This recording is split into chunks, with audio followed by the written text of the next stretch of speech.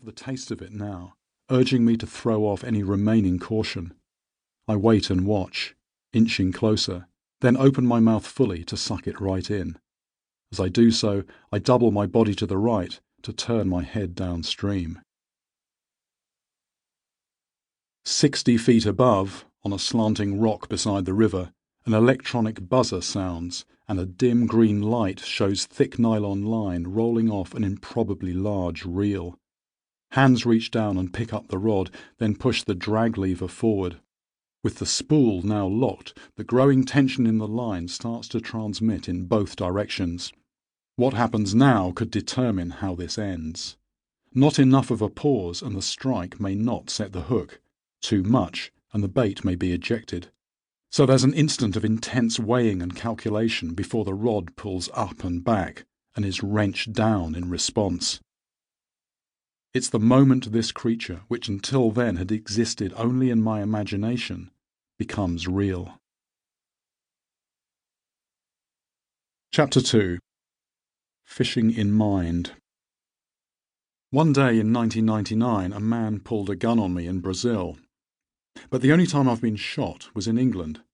I was sitting on the ground at the edge of a small pond, legs pulled up in front of me, with my arms wrapped round my knees, when something ripped through the foliage some yards to my right. It took a few moments to work out what it was. The farmer was on the far bank, and he'd taken a shot at a coot in front of me. He couldn't see me because I was underneath a willow tree, obscured by its trailing branches. All this had barely registered when a second shot ricocheted off the water, this time just a couple of feet away, having narrowly missed the bird, which was now squawking in alarm. The next shot hit me in the right armpit. Recalling this now, I have trouble believing the reaction of my much younger self. As a teenager, I was pretty useless in a number of respects, but there was nothing wrong with my reflexes, and I had a well-developed sense of moral outrage. But I just continued to sit there. Having verified that there was no broken skin under my thick camo jacket, I concluded that it was probably just an air rifle, which he didn't fire again.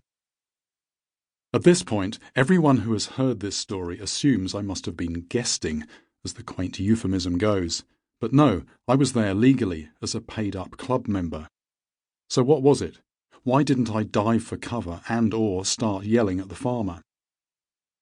What I have to remember is how seriously I took my carp fishing. I was in stealth mode, fishing close in, and I didn't want to add to the disturbance. But more importantly, I had recently invented twig-hung crust.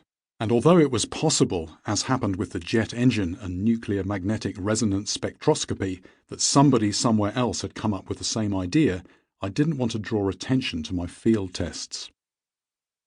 The challenge with the carp in this pond, which sits on the edge of a Suffolk village, was that they were very wary of floating bread crust, which back then was everybody's go-to surface bait. Normally the carp here would ignore it completely, but where the willow branches trailed in the water, they would sometimes seem curious. The trouble with a freeline crust, though, a hook on the end of the line with no float, weights or anything else, was that it would always drift out of this zone, whereupon it would receive no more attention. Trying the obvious alternative, a crust anchored in position by a running lead on the bottom, would spook the carp when they bumped into the line. My wheeze was to position myself to the side of the willow's trunk and swing an underhand cast straight out, towards a partial gap in the semicircular curtain of branches. In the middle of this gap was a single dangling branch that stopped 2 feet short of the water, with a horizontal twig projecting. My aim was to cast the bait over this twig, then tease it back into a position where there was no line on the surface to alarm the fish.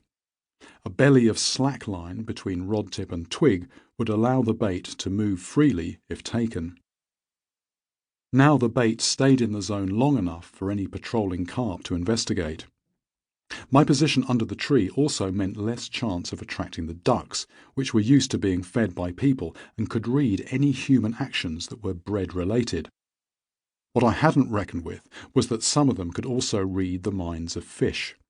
On 2 occasions a duck spotted my bait at the precise moment when a dark shape was tilting up towards it. After pausing for a couple of heart-pounding seconds, I had to lift the bait, then flick it clear.